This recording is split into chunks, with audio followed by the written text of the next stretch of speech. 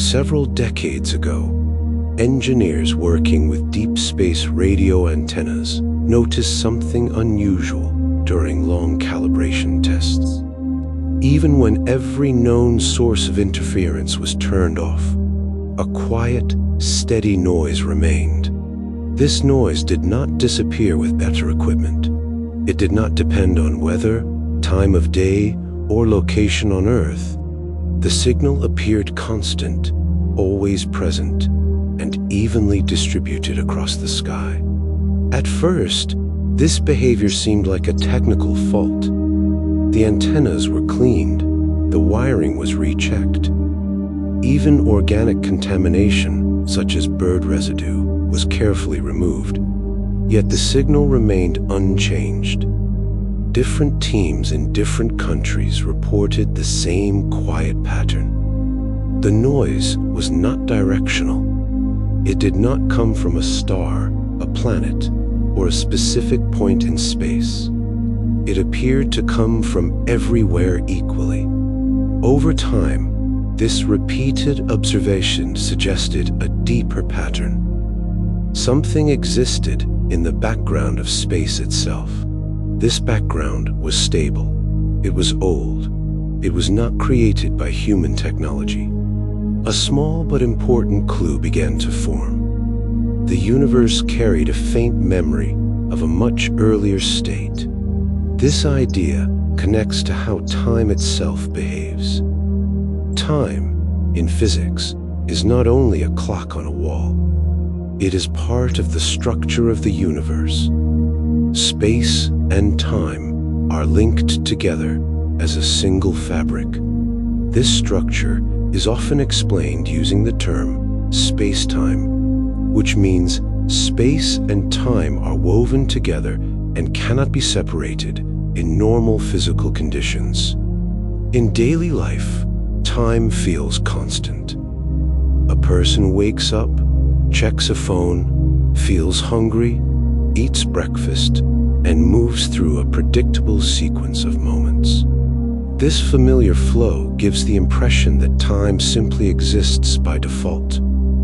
However, scientific observation shows that time depends on the existence of space, energy, and motion. In the early universe, conditions were very different. The universe was once in an extremely hot and dense state. Density means a large amount of energy packed into a very small region. Temperature means the level of energy movement within that region. At that stage, there were no stars, no atoms, and no empty space as experienced today. Everything that would later become space and time was compressed into a unified physical condition. Natural physics tells us that time behaves differently under extreme density. When gravity becomes very strong, time does not flow in the familiar way. This effect is seen near very massive objects, where clocks run more slowly than they do on Earth. This principle is called time dilation, meaning time stretches or slows under strong gravitational influence. When scientists applied these same physical laws to the earliest cosmic conditions, a clear structure emerged. The equation showed that time itself could not be extended endlessly backward. The flow of time had a limit. Before a certain point, the concept of before stopped behaving like normal time. This does not suggest an empty room waiting to be filled. It suggests that time itself began as the universe began. The concept that eventually formed from these patterns is known as the beginning of space-time. Time was not a background stage. It was part of the event that created the stage. This explains why everyday intuition struggles with the idea. A person can imagine a room before furniture is placed inside. That analogy fails on the cosmic scale. In this case, the room and the clock were formed together. There was no silent corridor of time waiting in advance. Time started as part of the same process that created space, energy, and structure. What existed was not a moment sitting in darkness. It was a physical condition so compact and unified that separate time had no independent meaning yet. The earliest structure of the universe was not an empty space that later received matter. It was a compact physical state where space, energy, and motion existed as a single, unified condition. In this state, familiar concepts such as seconds, minutes, and past or future did not exist in the way human experience understands them. Time in modern physics is treated as part of the structure of the universe. It is not a separate object. It is linked with space in what scientists call space-time, a word that means space and time function together as one system. Motion, change, and sequence depend on this system being active. In normal daily life, time is experienced through repetition. A clock moves, shadows shift, food cools down, and people grow older. These patterns create the sense of flowing time. This flow depends on stable space and stable physical rules. Without these structures, flow cannot behave in a familiar way. As the early universe expanded, a critical transition took place. Expansion means the stretching of space itself, not an object moving within space. This stretching reduced the extreme density of the universe. As density decreased, physical laws began behaving in a stable and predictable way. This stability allowed time to behave as a continuous sequence instead of a frozen or undefined condition. Natural phenomena support this structure. Light, heat, and particles began to move in ways that could be measured. Radiation started traveling through newly formed space. This movement created a physical direction of change. That direction is what gives time its sense of forward flow. Historical scientific work made this clearer.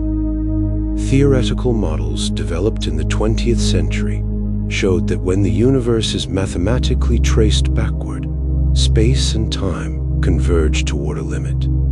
At that limit, classical descriptions of time stop working. This limit marks the earliest meaningful point where time can be said to begin. On a human scale, an analogy can be found in the start of a video file. Before the first frame appears, there is no motion or sequence within the video itself. Once the first frame appears, change becomes possible, and motion can be measured. Similarly, the universe required a first physically meaningful state for time to begin flowing. Once expansion reached stable conditions, time could be counted, compared, and experienced. The universe gained a direction of change. Stars, particles, and later atoms would follow this ordered flow. Time was no longer undefined. It became a measurable property of the universe itself. The beginning of time was not a clock starting to tick inside empty darkness. It was the moment physical structure became stable enough for sequence, change, and continuity to exist. The early universe did not begin as an empty stage that later filled with matter. It began as a state where familiar categories such as something and nothing did not function in ordinary ways. In physics, this boundary is not described as a wall, but as a limit where normal rules stop giving clear answers. In everyday life, nothing is easy to imagine. An empty cup contains air, An empty room contains walls, light, and temperature. Even silence contains background sound. Human intuition is shaped by experiences where complete absence does not truly exist. Physics shows that the universe follows similar rules on deeper levels. At the deepest physical scale, space is never perfectly empty. Even in regions far from stars and galaxies, small energy fluctuations appear and disappear. This behavior is explained through quantum fields, which are invisible structures that exist everywhere. A simple explanation is that space itself has an active background, even when it appears empty. When scientists studied the earliest possible state of the universe, they found that it could not be described as pure nothingness.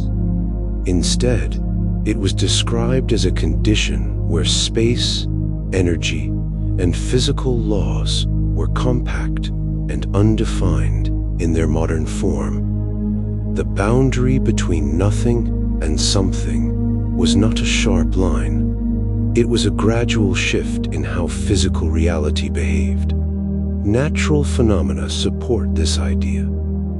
In powerful particle experiments, energy can transform into matter. This follows the well-known principle that energy and matter are different forms of the same thing. A practical comparison appears in daily technology, where stored electrical energy in a battery becomes light, heat, or movement when a device turns on. Historical, scientific work strengthened this concept. Mathematical models showed that when the universe is traced backward, density and temperature rise toward a limit where classical ideas of space and time dissolve. At that limit, the idea of before stops working normally, just as the idea of emptiness stops being meaningful. On a human scale, this boundary can be compared to the moment a frozen lake begins to melt. Ice and water are not completely separate substances. They are different states of the same material. The boundary is a narrow region where one form smoothly becomes another. The universe followed a similar transition, moving from an undefined state into structured existence. This boundary was not a doorway from nothing into something. It was a transformation of physical conditions. The universe did not emerge from pure absence. It shifted from a compact, undefined reality into a structured system where space, time, energy, and matter could take recognizable forms. The early universe is often misunderstood as a violent blast that occurred inside an already existing empty space. In science, the structure is very different. There was no empty room where an explosion took place. Space itself was part of what was created and changed during this event. In normal life, an explosion happens inside a place. A firework explodes in the air. A balloon bursts inside a room. The surrounding space exists first, and the explosion happens within it. Human intuition naturally extends this idea to the universe, but physics shows a different structure at cosmic scales. The Big Bang describes the expansion of space itself, not matter flying outward from a central point. Expansion means that the distance between all points grows over time. A simple way to understand this is to imagine a loaf of bread rising in an oven. The dough expands everywhere at once, and every raisin inside moves away from every other raisin. There is no central raisin where the expansion began. The bread itself stretches in all directions. Natural observations support this structure. Galaxies are seen moving away from each other. not from a single central explosion point. The farther a galaxy is, the faster it appears to be receding. This pattern shows that space is stretching, carrying galaxies with it. Historical scientific discoveries made this clearer. Observations of galactic redshift showed that light from distant galaxies is stretched toward longer wavelengths. Redshift means light waves become longer as space itself expands. This effect does not require a central explosion. It only requires space to be growing larger everywhere. On a daily scale, a practical analogy appears when drawing dots on a balloon and then slowly inflating it. As the balloon grows, every dot moves away from every other dot. No dot is the true center of expansion on the surface. The surface itself is what expands. This structure explains why the Big Bang is not described as an explosion in space. It is described as the rapid expansion of space itself. Matter did not burst into an empty void. Instead, space, time, energy, and matter unfolded together as the universe grew from an extremely dense, compact state into a larger and more structured reality. In modern physics, space and time are not treated as separate ingredients. They form a single structure called space-time, which describes where and when events occur. Positions, motions, and histories all depend on this combined framework. Without space-time, concepts like distance, duration, and speed lose their meaning. At the earliest stage of the universe, space-time did not exist in the extended, smooth form seen today. The universe was in an extremely hot and dense condition, where known physical laws reached their limits. In this regime, classical descriptions of space as a large container and time as a continuous line no longer apply in a straightforward way. The Big Bang model describes how the universe evolved from this dense state into a cooler, expanding one. As expansion began, space did not simply stretch inside an older, pre-existing arena. The arena itself was being formed. Distances between points, directions, and the very notion of before and after were emerging as part of the same process. Evidence for this structure appears in the observed pattern of cosmic expansion. Light from distant galaxies is redshifted, meaning its wavelength is stretched as it travels through expanding space.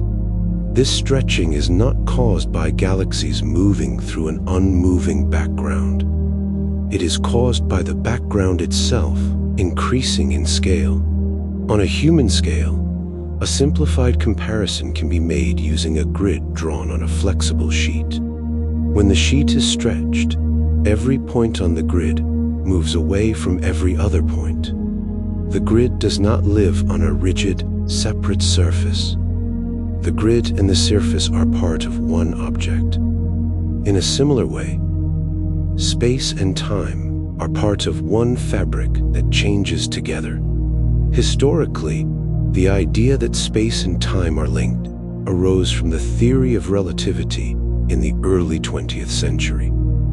This theory showed that the flow of time depends on motion and gravitational strength. Clocks in different locations or under different gravitational conditions do not tick at the same rate. Space and time respond together to energy and matter. When these principles are applied to the early universe, they indicate that space and time share a common origin. The beginning of the universe is therefore not only the appearance of matter or radiation, it is the onset of a structured space-time in which events can unfold. From that initial moment forward, every galaxy, star, planet, and human life has unfolded within this evolving space-time. The same framework that allows a person to measure a second or a meter is the framework that began forming when the universe first started to expand. The earliest fractions of a second after the beginning of the universe formed a sequence of rapid physical changes. Conditions were extreme. Temperature and density were far beyond anything that can be directly created on Earth. Yet the same physical laws that govern laboratory experiments still applied. In the very first tiny slice of time, far less than a second, the universe existed in an almost uniform state. Energy filled a compact region. Space itself was beginning to expand. During this stage, known in many models as an inflationary phase, distances between points in space grew at an enormous rate. This did not involve objects racing through space. It involved space stretching and carrying everything with it. As expansion continued, temperature began to fall. High temperature means intense, random motion. Lowering temperature reduced this extreme motion and allowed structure in the form of particles to appear.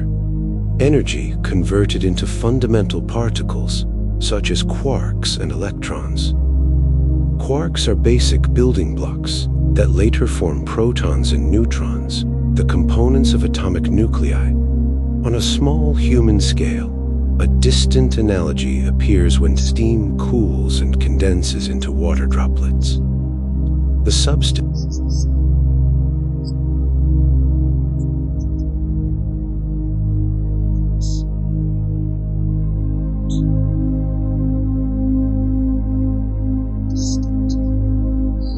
to separate out. Within the first second, these particles interacted constantly. Collisions, annihilations, and creations took place in a dense, hot plasma.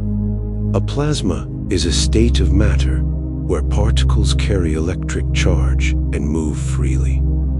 Stars contain plasma in their cores, but the early universe held plasma everywhere. Historical developments in particle physics and cosmology allowed scientists to reconstruct this sequence. Experiments in particle accelerators reproduce conditions that resemble a small, controlled version of the early universe. By observing how particles behave at very high energies, scientists build models that match the cosmic background radiation and the large-scale structure of the universe. These early fractions of a second set the initial conditions for everything that followed. The balance between expansion, cooling, and particle interactions determined how much matter and radiation the universe carried. That balance influenced the later formation of atoms, stars, and galaxies, and eventually the environment in which life could emerge. In the early universe, expansion was already underway before light could travel freely through space. During this stage, the universe was filled with a hot, dense mixture of particles and radiation. However, this radiation did not move in open, straight paths as it does today. It was trapped by constant interaction with matter. The expanding universe is described by the stretching of space itself. Distances between points increased over time, not because objects were flying through a fixed background, but because the background was changing its scale. This process began very early and set the pattern for the later growth of cosmic structures. At that stage, temperatures were high enough that particles such as electrons and protons could not combine into atoms. Instead, they formed a plasma, a state of matter in which charged particles move freely and interact strongly with light. Every time a light particle, called a photon, tried to travel, it quickly scattered off an electron or another charged particle. A simple everyday comparison appears in the behavior of dense fog. In thick fog, car headlights do not shine in clear beams. Instead, light is scattered in many directions as it interacts with tiny water droplets. Visibility becomes limited. The environment is not dark, but no distant objects can be seen clearly. In the early universe, the fog was a hot plasma, and the scattering was far more intense. Despite this lack of transparent light, expansion continued, space stretched, and the average distance between particles steadily increased. As this happened, the universe cooled. Cooling is a natural result of expansion, similar in principle to how compressed air in a spray can feels cold when it is released. The energy spreads out over a larger volume, reducing temperature. Historical observations of the cosmic microwave background gave direct evidence of this early stage. The background radiation is the cooled remnant of the hot light that was once trapped. When the universe became cool enough for electrons and protons to form neutral atoms, photons finally began to travel freely. This moment is called recombination. The radiation from that time has been stretching with the universe ever since, and it now appears as a faint microwave signal filling all of space. The period before light moved freely was crucial. During that time, small variations in density formed within the expanding plasma. These tiny differences, slightly denser here and slightly thinner there, were amplified by gravity over billions of years. They became the seeds of galaxies, clusters, and the large-scale structure of the universe. Expansion before visible light did not leave the universe empty or inactive. It created the conditions under which light could later reveal a patent cosmos, shaped by the long, silent work of gravity and time. At the earliest stages of the universe, energy and matter were not clearly separated. The environment was so hot and dense that particles were created and destroyed in rapid balance. In this regime, a single description using energy was often more practical than talking about solid objects. As the universe expanded and cooled, this balance shifted, and stable matter began to appear. The key principle behind this process is the equivalence of mass and energy. In simple terms, mass can be viewed as a concentrated form of energy. This relationship is summarized in the well-known formula E equals mc squared, where E stands for energy, m stands for mass, and c is the speed of light. The formula shows that a small amount of mass corresponds to a large amount of energy. In the early universe, conditions allowed energy to transform into particles and back again. High-energy radiation could produce pairs of particles and antiparticles. An antiparticle is a partner to a normal particle with the same mass but opposite electric charge. For example, the antiparticle of the electron is the positron, which has the same mass as the electron but a positive charge. On a human scale, a partial analogy appears in everyday technology that converts energy from one form to another. In an electric heater, electrical energy becomes heat. In a light bulb, electrical energy becomes light. The substance does not appear from nowhere. It changes form. In the early universe, the forms were more extreme. involving direct conversion between energy and particles. Natural evidence for this process appears in high-energy environments that still exist today. In particle accelerators, beams of particles are driven to very high speeds and then collided. The energy of the collision produces new particles that did not exist before the impact. Detectors around the collision region record their tracks. The number and type of particles match predictions based on energy and mass relationships. Similar transformations occur near extreme astrophysical objects. In the vicinity of compact objects, such as neutron stars and black holes, intense radiation and strong gravitational fields can drive high-energy processes. These environments are less controlled than a laboratory, but follow the same basic physics. Historically, the understanding of mass-energy equivalence and particle creation grew through both theory and experiment. Theoretical work in the early 20th century proposed that mass and energy were interchangeable. Later experiments confirmed that particles emerge from high-energy collisions and that energy is conserved when mass appears.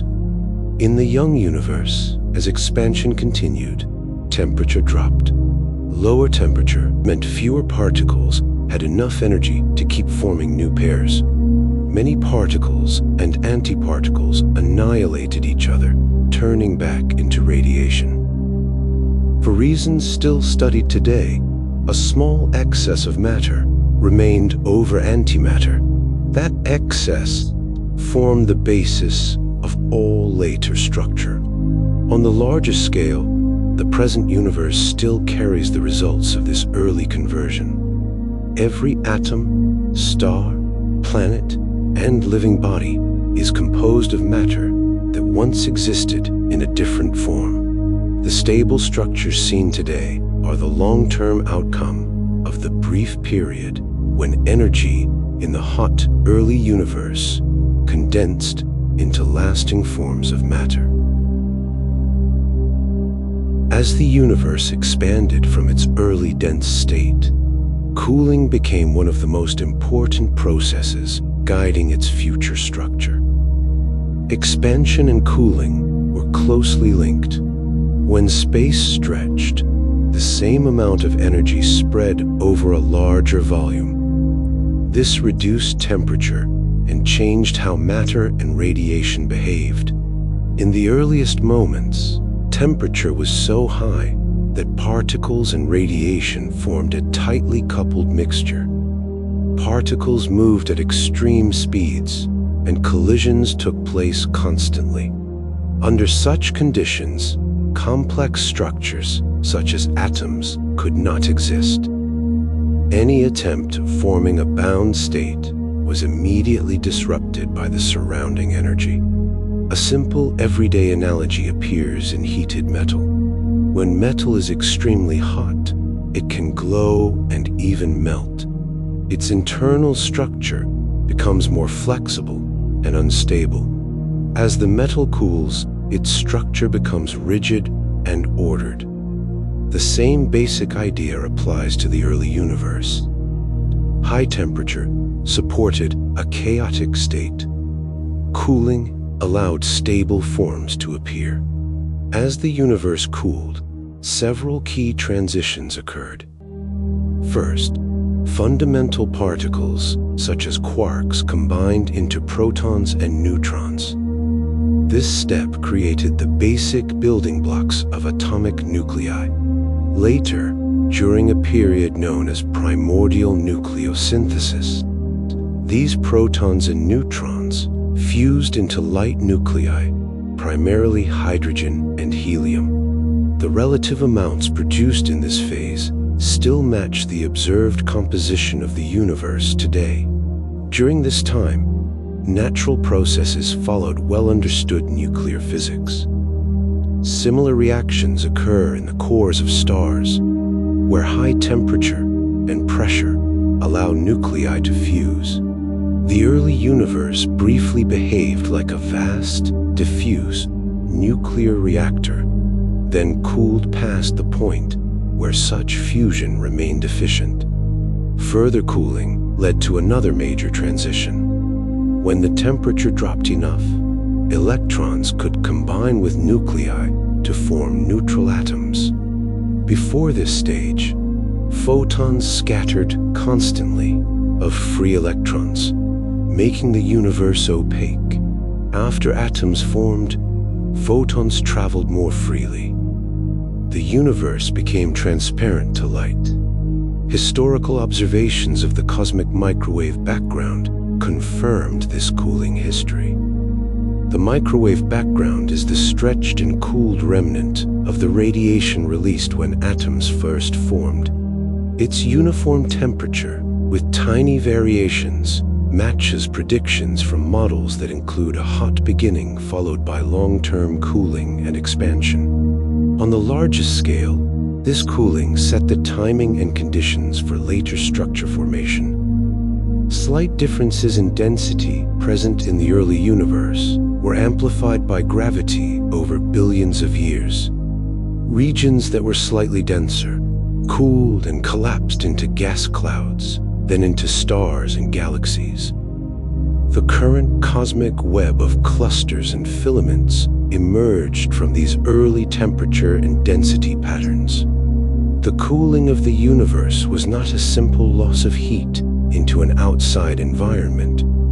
There was no external space to absorb energy.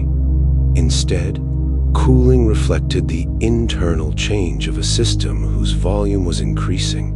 The temperature drop controlled when particles could bind, when light could travel freely, and when gravity could take the lead in shaping the large-scale structure seen today.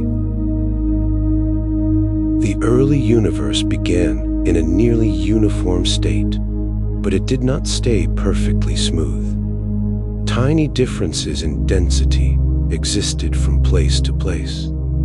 Some regions were slightly denser, some slightly thinner.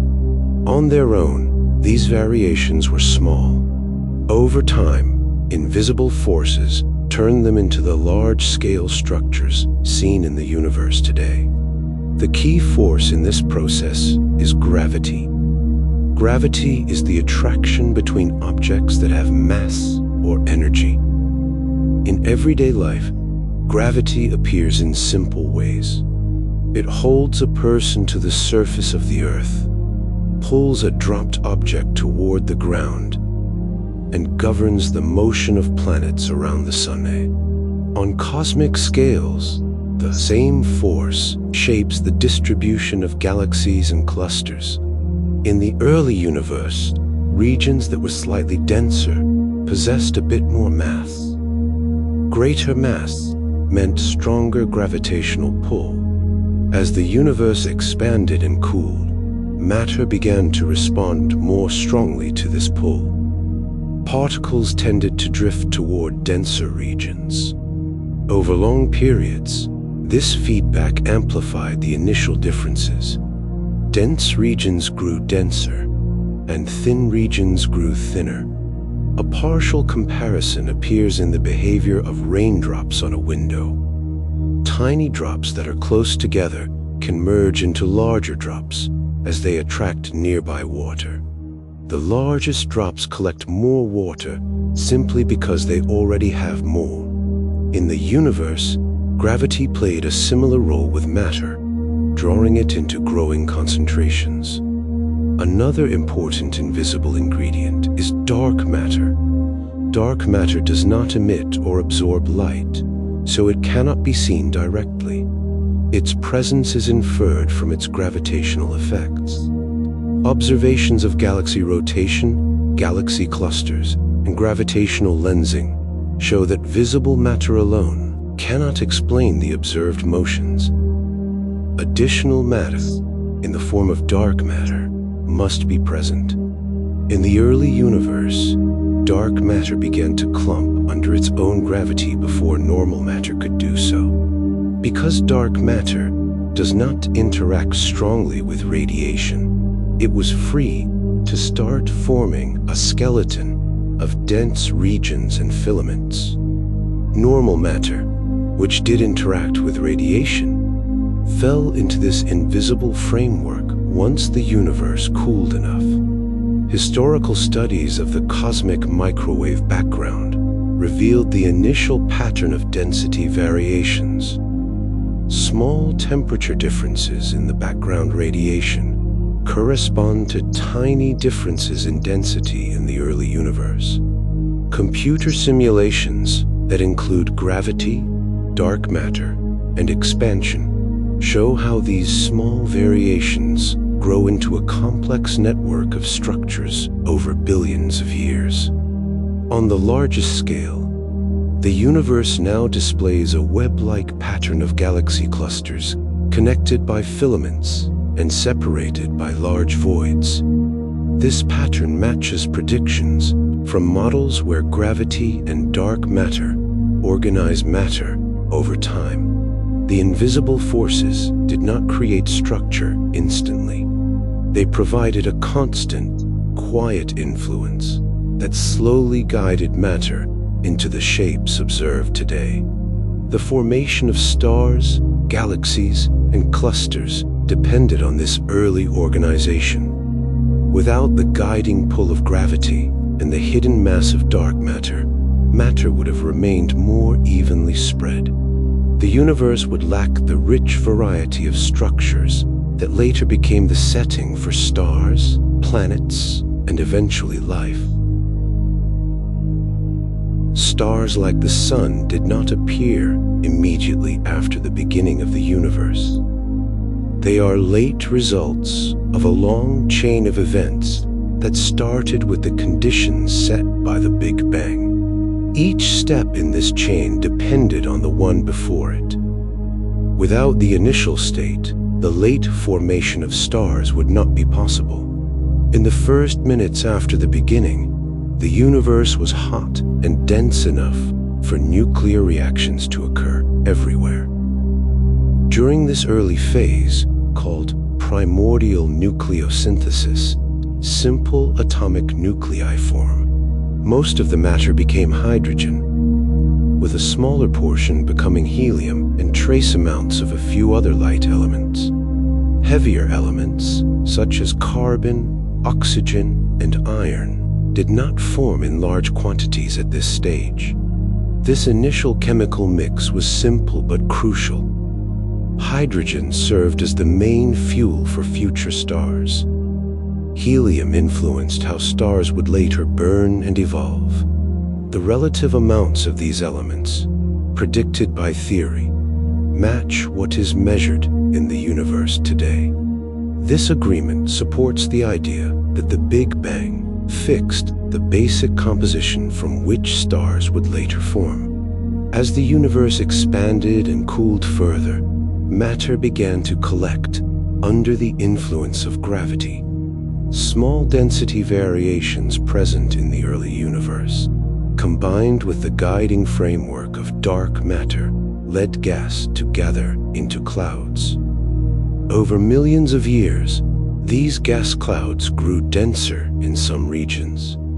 Inside a contracting gas cloud, gravity pulled hydrogen and helium inward. As the cloud shrank, its central region heated up.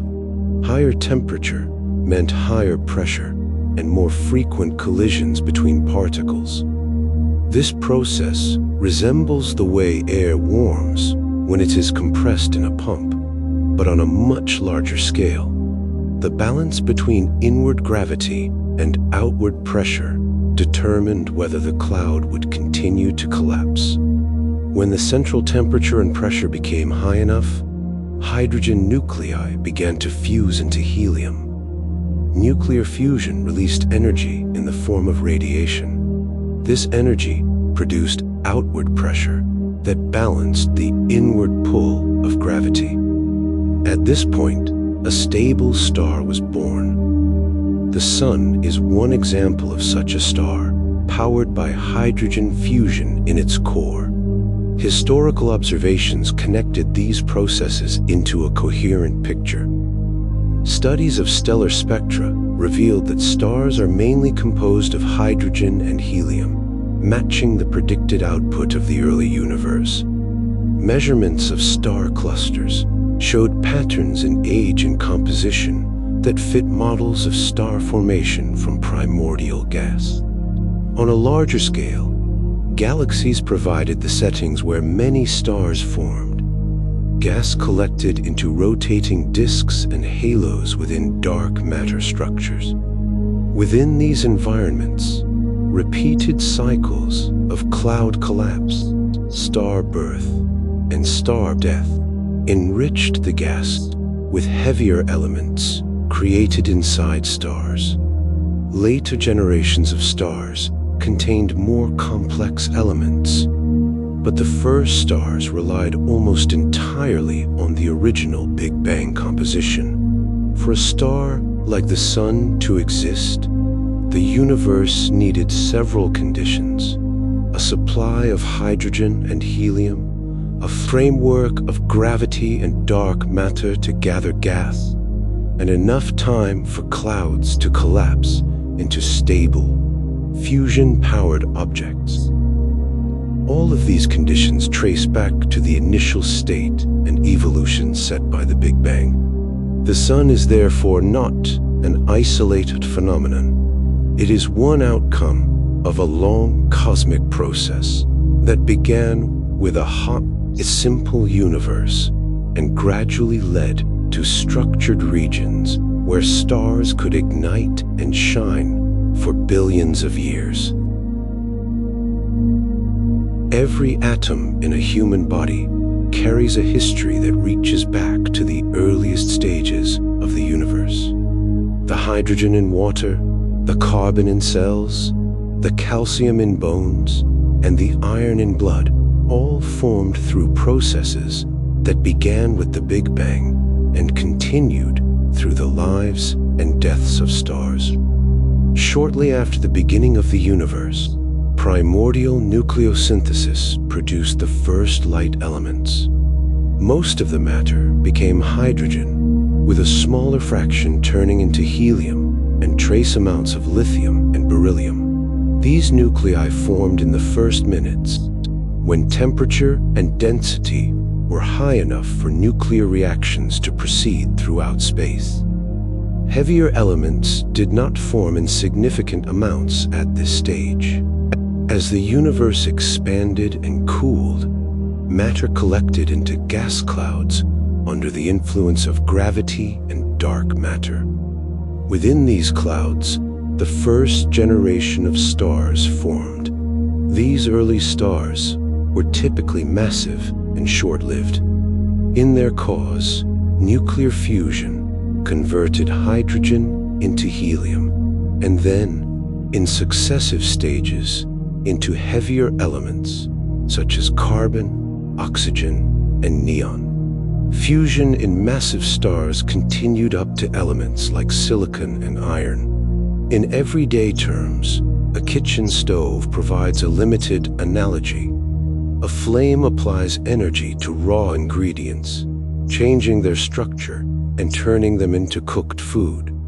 The ingredients are rearranged, not created from nothing.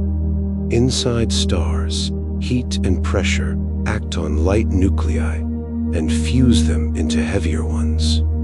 The recipe is defined by nuclear physics and the conditions in the stellar core. When massive stars reached the end of their lives, they could no longer support themselves with fusion. Their cores collapsed, and many ended in supernova explosions.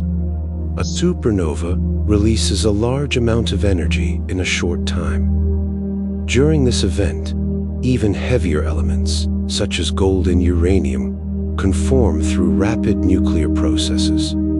The explosion throws these newly created elements into surrounding space. Historical observations of supernova remnants and stellar spectra confirmed this structure. Light from stars and gas clouds, when separated into its component colors, reveals lines that correspond to specific elements. The pattern of these lines shows that the universe contains a wide range of elements, not just the light ones made in the early universe. The distribution of these elements matches models where stars produce heavier nuclei over many generations. Over time, gas enriched by previous generations of stars mixed with more pristine hydrogen and helium. New stars formed from this blended material, often with planetary systems around them. In these systems, dust, grains, and gas combined into larger bodies, eventually building planets. The Earth formed from such material about 4.5 billion years ago. The atoms in a human body come from this layered history. Hydrogen atoms in bodily water mostly trace back to the first minutes after the Big Bang. Many heavier atoms, such as carbon, nitrogen, and oxygen, were forged inside earlier stars and spread by stellar winds and supernovae. Still heavier atoms, including some in bones and blood, originated in the most energetic stellar deaths and in collisions of compact objects, such as neutron stars. On a cosmic timescale, the material that now forms living tissue has moved through many environments: hot early plasma, cooling gas clouds, stellar cores, explosive ejecta, and planetary building blocks.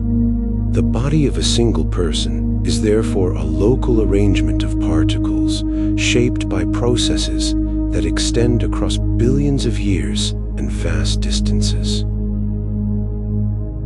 Earth is a late arrival in cosmic history. The conditions required for a rocky planet with oceans and a stable atmosphere did not exist in the early universe. They emerged only after several long stages of cosmic evolution, each building on the previous one. The Big Bang produced a universe filled mainly with hydrogen and helium. These light elements were sufficient to form the first stars, but not enough to build solid planets. Rocky material requires heavier elements, such as carbon, oxygen, silicon, magnesium, and iron. These elements do not form in large amounts during the first minutes of the universe. They are created inside stars over long periods. As the first generations of stars formed and evolved, they acted as factories for heavier elements. In their cores, nuclear fusion assembled light nuclei into heavier ones. When the most massive stars ended their lives, they exploded as supernovae, ejecting these newly formed elements into surrounding space. This process did not complete in a single cycle. It repeated over many generations of stars. On a human scale, a distant analogy appears in soil formation. Fresh rock contains certain minerals, but fertile soil rich in nutrients takes time to develop. Repeated cycles of weathering, plant growth, and decay gradually enrich the ground. In a similar way, the raw material for planets required multiple cycles of star birth and death to accumulate enough heavy elements. Over billions of years, gas enriched by stellar processes collected into galaxies and then into rotating disks of gas and dust. Within such a disk, small solid particles stuck together through collisions, forming larger bodies called planetesimals. These bodies collided and merged, gradually building up full-sized planets. For Earth to form, the galaxy needed a location with sufficient heavy elements and a relatively calm environment.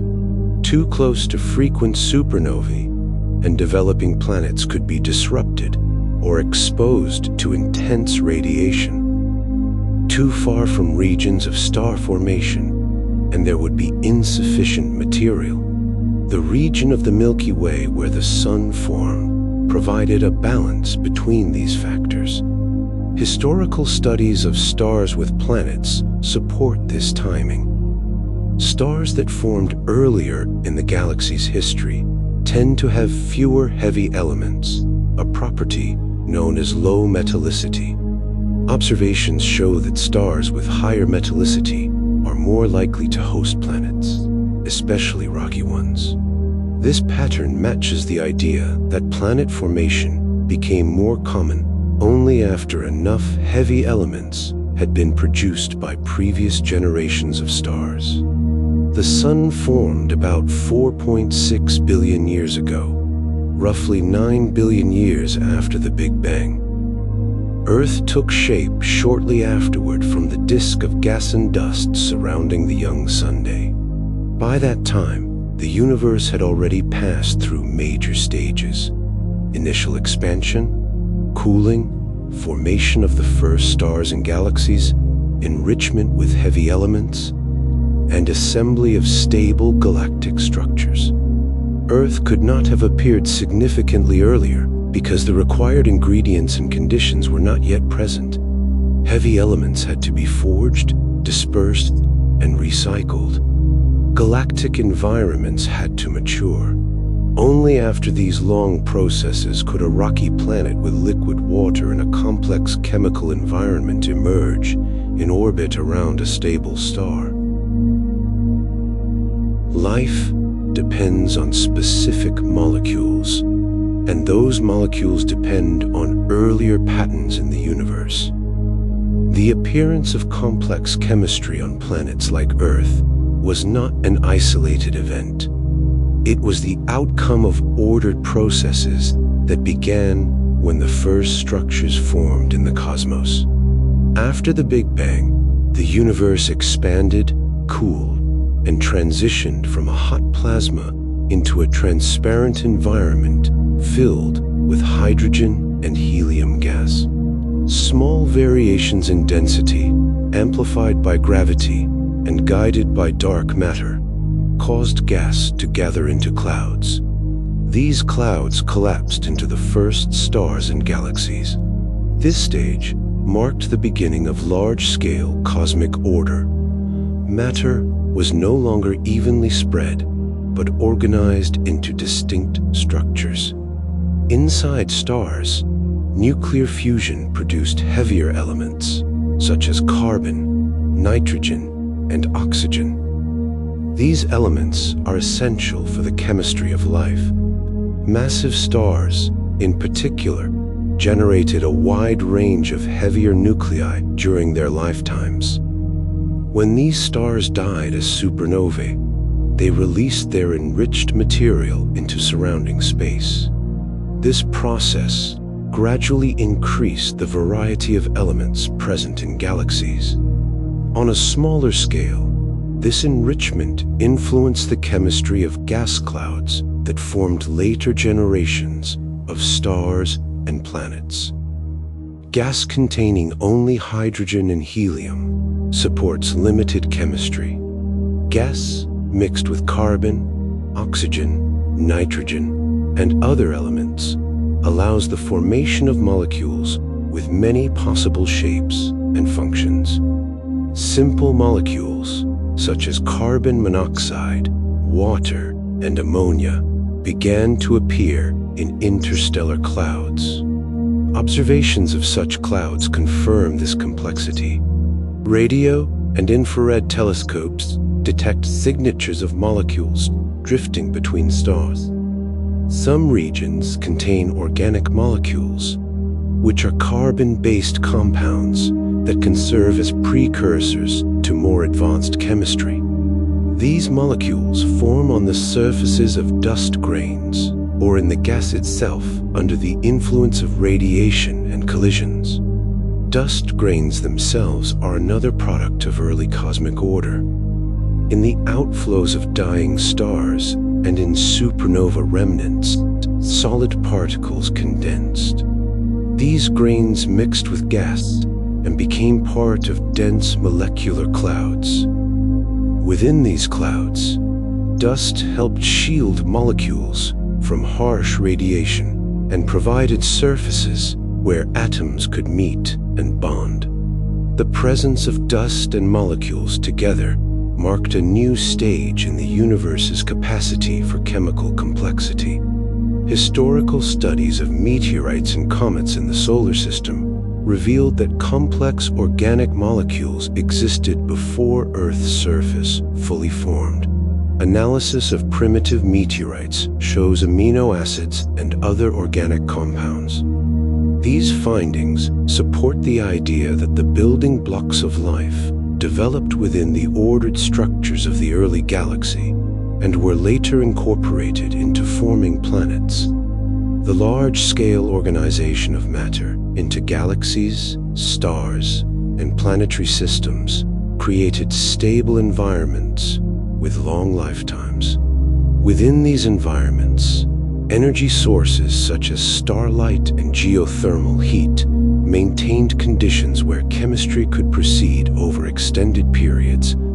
Planetary surfaces, atmospheres, and oceans provided additional layers of structure that allowed simple molecules to interact repeatedly. From the initial cosmic order that gathered gas into stars and galaxies, to the fine-scale order of dust, grains, and molecular clouds, each stage increased the potential for complexity. Life's building blocks did not appear by a single step. They emerged through an extended sequence in which gravity, nuclear fusion, and chemistry worked together across vast distances and timescales. Human curiosity about origins, time, and the universe can be viewed as an extension of the same processes that shaped the cosmos. The drive to ask where everything came from does not stand apart from nature. It arises inside a universe whose structure made both matter and thought possible. From a physical perspective, the human brain is a highly organized arrangement of atoms and molecules. These atoms trace back to nuclear reactions in stars, and, before that, to the simple nuclei formed after the Big Bang. Over billions of years, matter moved from hot plasma to gas clouds to stars and planets, and eventually into living organisms capable of sensing and remembering. On Earth, natural selection favored nervous systems that could detect patterns and respond to them. An animal that notices regular changes in seasons, the position of the sun, or the behavior of prey and predators gains an advantage. Pattern recognition improves survival. Over time, this basic capacity expanded into more abstract forms of thinking. In everyday experience, this appears in simple actions. A person looks at a clock to decide when to leave home, reads weather reports to choose clothing, or watches traffic patterns while crossing a street. Each action depends on noticing regularities and using them to predict outcomes. Curiosity deepens this habit by extending it beyond immediate needs. Historically, human curiosity about the sky led to systematic observation. Ancient observers recorded positions of stars, phases of the moon, and motions of planets. These records revealed that celestial events followed regular paths rather than random movement. Such regularity suggested that the universe operated according to stable rules. As tools and methods improved, curiosity drove the development of mathematical descriptions of motion, gravity, and light. These descriptions allowed predictions of eclipses, planetary positions, and later, the behavior of galaxies. Observations of galactic motion and cosmic radiation eventually pointed back to a hot, dense, early universe, forming the basis of the Big Bang model. In this way, curiosity acts as a feedback loop between human minds and cosmic structure. The universe provides ordered patterns in space, time, and matter. Human brains, built from that same matter, are capable of representing those patterns internally. Questions about the beginning of time, the origin of atoms, and the fate of the universe are expressions of this internal representation. On a larger scale, scientific curiosity organizes itself into shared efforts. Telescopes, satellites, and detectors extend the senses far beyond the range of unaided vision. Data from these instruments allow humans to reconstruct events that occurred billions of years ago and across immense distances. The questions that guide these projects often echo the most fundamental one: how did everything begin? The existence of such questions depends on the long chain of cosmic events. The Big Bang provided the initial conditions for matter and radiation. Gravity and expansion formed stars and galaxies. Stellar processes created the elements used by planets and living organisms. Biological evolution produced brains capable of forming concepts and building tools. Curiosity is therefore not separate from the universe's history. It is one of its late emerging properties. When humans study the Big Bang, they are using structures that the Big Bang itself made possible.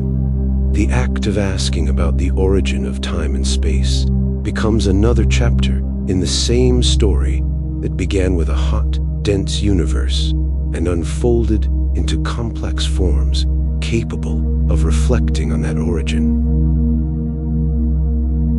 The Big Bang model suggests that time, as understood in physics, has a starting point linked to the early universe. This raises a related possibility. If time had a beginning, it may also have an end. In cosmology, this question is studied using the same physical laws that describe the universe's expansion, the behavior of matter and energy, and the influence of gravity. In general relativity, space-time is shaped by the distribution of matter and energy. The equations that describe this relationship allow a range of possible cosmic histories. Some solutions include universes that expand forever. Others include universes that eventually stop expanding and begin to contract.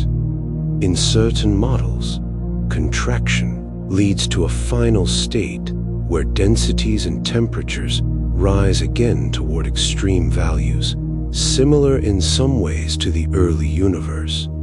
An everyday analogy appears in the life of a burning candle. A candle begins with a clear start, burns for a period, and then reaches an endpoint when the fuel is exhausted. The candle does not burn in both directions indefinitely. Its process has a beginning and an end, determined by the amount of material and the environment. The universe, however, is governed by more complex rules and does not follow a simple fuel model. Observational data provide clues about which scenarios are most likely.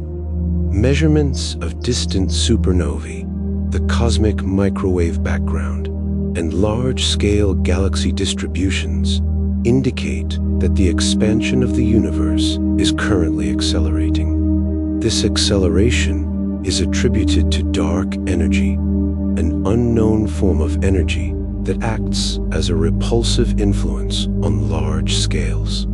In a universe dominated by dark energy, one common outcome is continued expansion that never reverses. Galaxies move farther apart, and over very long timescales, stars exhaust their fuel and fade. Matter decays or becomes locked in compact remnants, such as white dwarfs, neutron stars, and black holes. This long-term trend leads to a state sometimes called heat death, where usable energy becomes sparse and physical processes slow dramatically. In such a scenario, time does not stop at a sharp boundary. Instead, it stretches into a future with fewer changes and events. The flow of time continues, but the universe becomes nearly empty and inactive. From a practical standpoint, time loses much of its meaning because there are almost no processes left to mark its passage. Other theoretical possibilities explore more abrupt endings. Some models consider a future in which dark energy changes its properties over time. If its strength increased in a particular way, it could overcome all binding forces from galaxies down to atoms, leading to a final disruption of all structures. This concept is known as a Big Rip scenario. In that case, the structure of space-time itself would approach a limiting state where ordinary descriptions of time break down. There are also models in which the universe could transition to a different vacuum state, a lower energy configuration of the underlying fields. Such a transition would alter the basic physical constants and laws. If this occurred, the current form of time and physical processes would effectively end within the affected region. These ideas remain speculative, but are based on extensions of known quantum field theories. Historically, the study of cosmic endings developed alongside the study of cosmic beginnings. Once scientists recognized that the universe had a finite age, it became natural to ask how its future would unfold. Observations of expansion and measurements of cosmic components have allowed more precise modeling, but uncertainties remain about the exact nature of dark energy and the behavior of matter over extreme timescales. On human timescales, these possibilities do not alter daily experience. Clocks continue to run, seasons cycle, and physical processes proceed according to familiar rules. Yet, on the scale of billions or trillions of years, the structure of the universe may change in ways that strongly affect how time behaves. Whether time ends as a sharp boundary, fades into near inactivity, or transitions into a different form depends on properties of the universe that are still under investigation. The idea that time could end relies on the same framework that indicates it once began. Both concepts arise from treating time as part of space-time, shaped by matter, energy, and the laws that connect them. The beginning and potential end of time are not separate myths. They are linked features of a universe described by physical theories and tested, in part, through astronomical observation. The Big Bang model describes the observable universe as expanding from a hot, dense state, but it does not by itself rule out the possibility of earlier or later cycles. Some theoretical frameworks explore the idea that universes may pass through repeated phases of expansion and contraction, or through transitions that link one cosmic phase to another. In classical cosmology, one simple cyclic picture involved a universe that expands, slows, stops, and then contracts under its own gravity. If the density of matter and energy were high enough, gravity could eventually overcome expansion and reverse it. Contraction would lead to a state of rising temperature and density, sometimes called a big crunch. In such a scenario, it was natural to ask whether a new expansion could follow, producing a sequence of universes. Later developments in theoretical physics added more structure to this idea. Some models, based on extensions of general relativity and quantum field theory, suggest that when space-time reaches extreme densities, quantum effects become dominant. Instead of a strict singularity, there could be a bounce, in which contraction transitions smoothly into expansion. This is known as a bouncing universe scenario. On a smaller scale, a partial analogy appears in the behavior of a compressed spring. When pushed inward, the spring stores energy. When released, it expands again. The spring does not disappear at the point of maximum compression. It passes through that state and continues into a new phase. In cosmological bounce models, the universe plays a role similar to the spring, with energy and geometry changing form but remaining part of a continuous process. There are also proposals in which separate cycles occur not in time alone, but in a higher dimensional setting. In certain versions of string theory and related ideas, our observable universe may be a three-dimensional surface or brane within a higher dimensional space. Collisions or interactions between branes could trigger repeated periods of expansion that resemble multiple Big Bang events over long intervals. These cyclic concepts extend in both directions. They allow for the possibility that what is now called the beginning of the universe is only the latest in a series of transitions.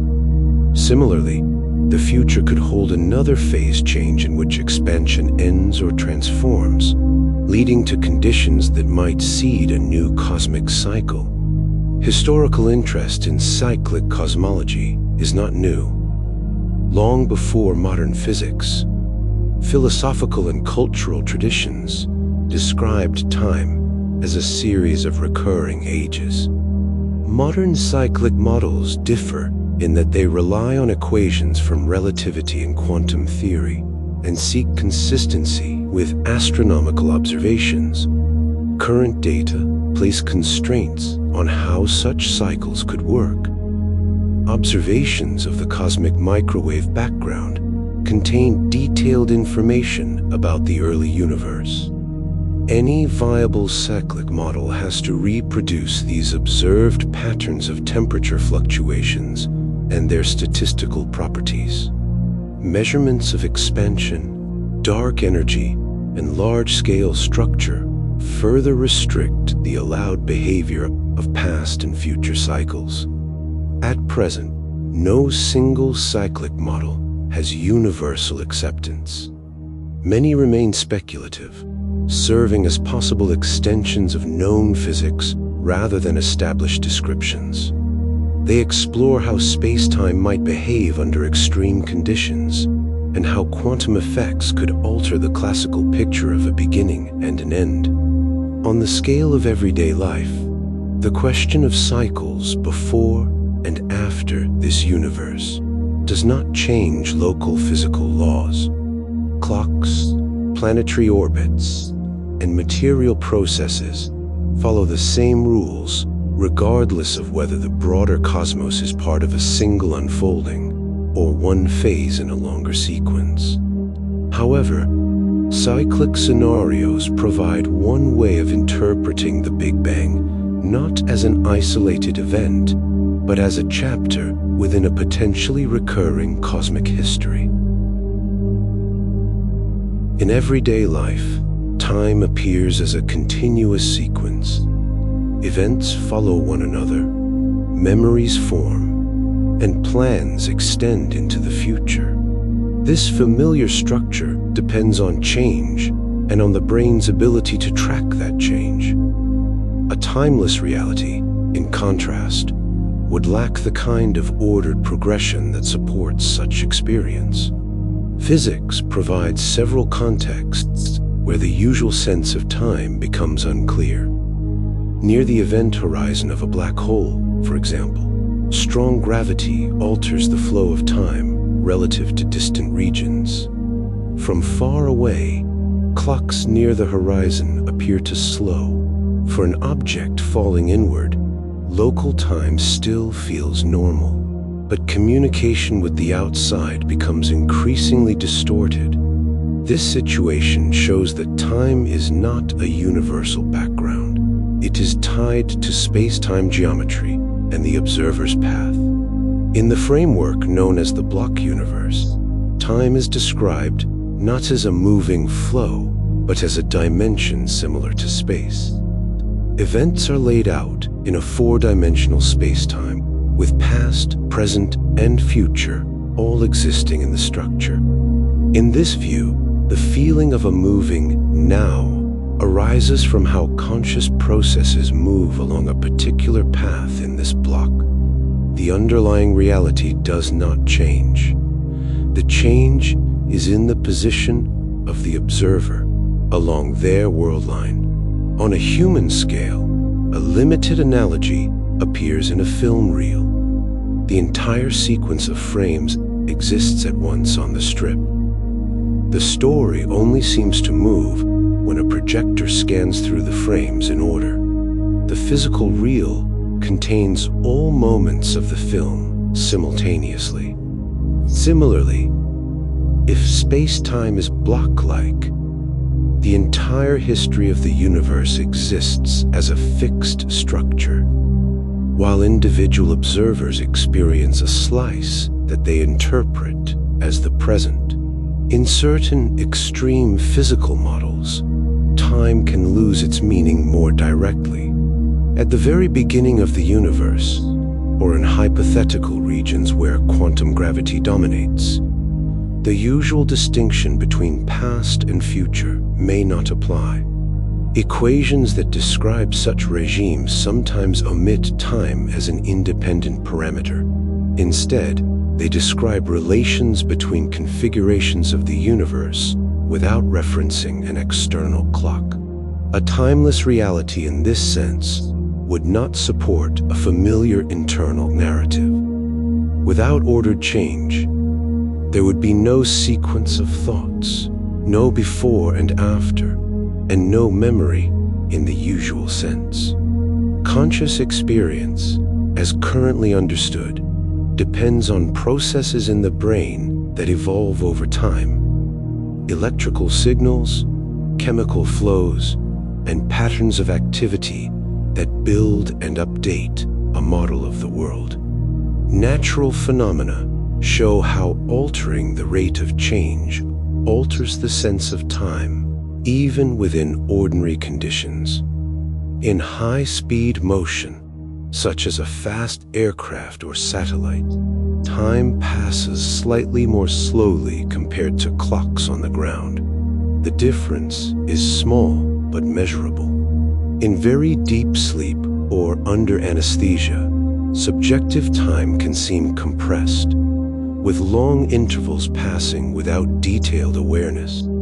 These examples remain within normal physics, but illustrate that the sense of time is linked to specific physical processes. Historically, the move from viewing time as an absolute flow to viewing it as part of space-time marked a major shift in physics.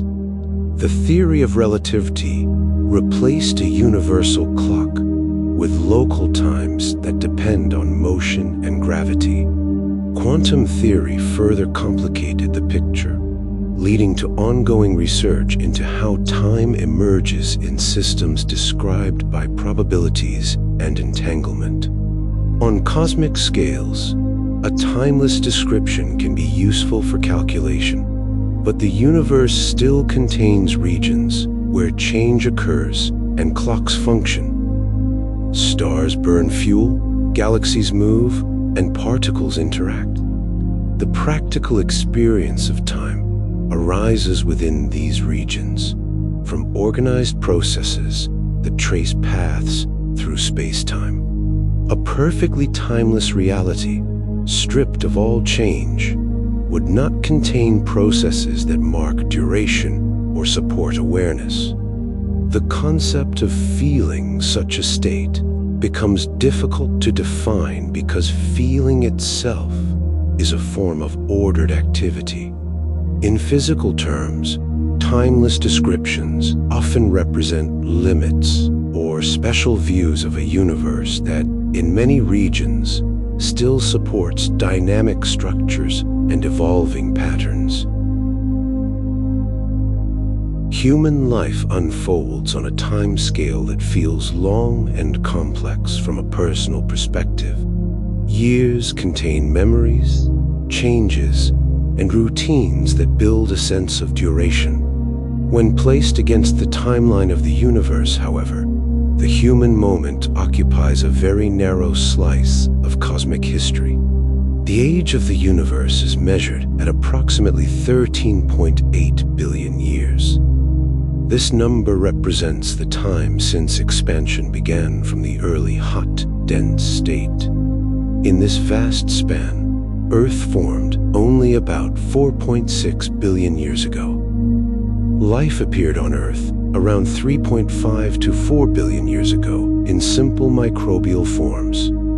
Complex multicellular life emerged much later, with early animals appearing roughly 600 million years ago. Human beings, as anatomically modern organisms, have existed for only a small fraction of this history. The earliest members of the species known as Homo sapiens appeared roughly 300,000 years ago. Written language, agriculture, and permanent cities developed within the last 10,000 years. Industrial technology and spaceflight occupy only the most recent centuries. On a daily scale, a useful comparison appears in the face of a clock. Imagine a clock that represents the entire history of the universe in one day. In this model, the Big Bang occurs at midnight. Earth does not appear until late in the evening. The first simple life forms show up only minutes before midnight. Human history fits into the last fraction of a second before the clock completes its 24-hour cycle. Natural processes in the universe operate on enormous timescales. Stars like the Sun burn for about 10 billion years. Galaxies evolve over billions of years. The movement of large galaxy clusters unfolds at rates that are almost static when viewed from a human lifetime. These processes continue steadily, independent of the presence or absence of observers. Physics describes time as part of space-time, a four-dimensional structure in which events occur. Events are located by both position and time. On cosmic scales, most of space-time remains unaffected by human activity. Supernova explosions, black hole mergers, and the slow expansion of space proceed without regard to individual lives or civilizations. On a human level, this scale difference can also be seen in natural systems on Earth. A mountain range forms over tens of millions of years. The slow drift of continents continues without pause. Compared to these processes, a human lifespan is extremely brief, even within a single planet's geological history. Historical, scientific work made this contrast clear. Radiometric dating established the age of Earth and the timing of major geological events. Astronomical observations extended this reasoning to stars and galaxies. Each layer of observation expanded the understood scale, placing human history into a much broader timeline. This contrast does not reduce the complexity of human experience. Instead, it clarifies its position. The human moment represents a highly structured, information-rich process, occurring in a very small region of space-time and for a very short duration relative to the age of the cosmos. It is a localized phenomenon within a much larger, ongoing physical story. From the cosmic perspective, human lives resemble brief patterns of motion and organization. In a universe that has been evolving for billions of years and is expected to continue evolving far into the future, the smallness of this moment does not imply insignificance. It describes scale. It shows how the events of daily life fit within a timeline that began long before and will continue long after any single human experience. The idea of before is deeply rooted in human language and thought. In daily life, every event seems to have a clear sequence. One thing happens, then another thing follows. Morning comes before afternoon. Childhood comes before adulthood. This everyday structure trains the mind to assume that every situation must have a prior moment behind it. In physics, the concept of before depends entirely on the existence of time. Time is not treated as a freestanding background that exists independently of the universe. It is treated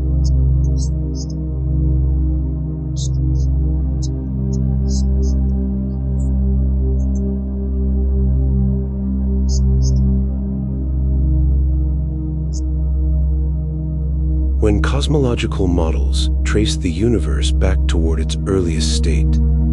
They do not encounter an empty room waiting for time to begin. Instead, the mathematical descriptions show that time itself approaches a boundary.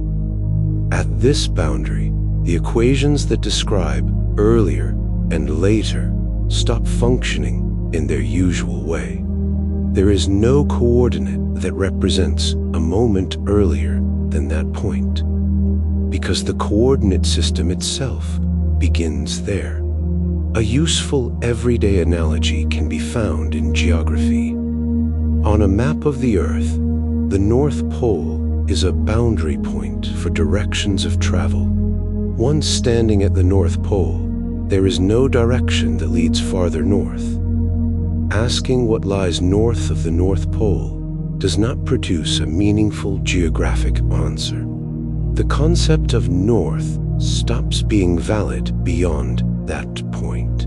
In a similar way, the idea of before loses meaning at the boundary where time itself begins. Natural physical laws support this structure.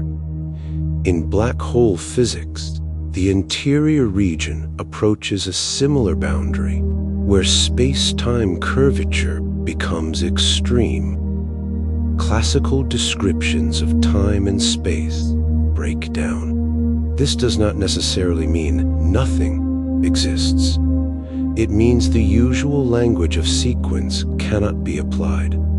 Quantum theories suggest that, at extremely small scales, time and space may not behave as smooth, continuous quantities. Instead, they may emerge from deeper relationships between fields and probabilities. In such frameworks, the central question is not what happened before, but how structured time itself emerges from a more fundamental description of reality. Historical scientific progress shifted the language used to discuss origins. Earlier worldviews assumed an empty darkness or a waiting void. Modern physics instead describes a boundary to space-time. This boundary is not a wall in space. It is a limit in the structure of explanation. It marks where cause and effect, as normally understood, becomes undefined. On the human scale, the word before remains useful and necessary. It organizes memory, learning, and planning. Brains rely on sequences to function. However, this everyday utility does not guarantee that the concept extends to every level of reality. On the scale of the universe's origin, the rules change. Asking what existed before, the beginning of time assumes that time can exist independently of itself. Modern cosmology shows that this assumption is not physically supported. The more accurate framework is that time emerged as part of the universe, not that the universe appeared and fired an already flowing time. This perspective does not remove mystery. It clarifies where mystery begins. It shows that some questions do not fail because they are foolish, but because the grammar of reality changes at certain boundaries. The origin of the universe sits at such a boundary where ordinary language stops matching the structure of nature. You have reached the end of this quiet journey through the origins of time and the limits of the question of before. This video was created to help you rest while gently exploring the structure of the universe. Thank you for spending this time here and for watching this story. If this helped you relax or think calmly, please press the like button and subscribe to the channel. Your support helps this quiet science series continue.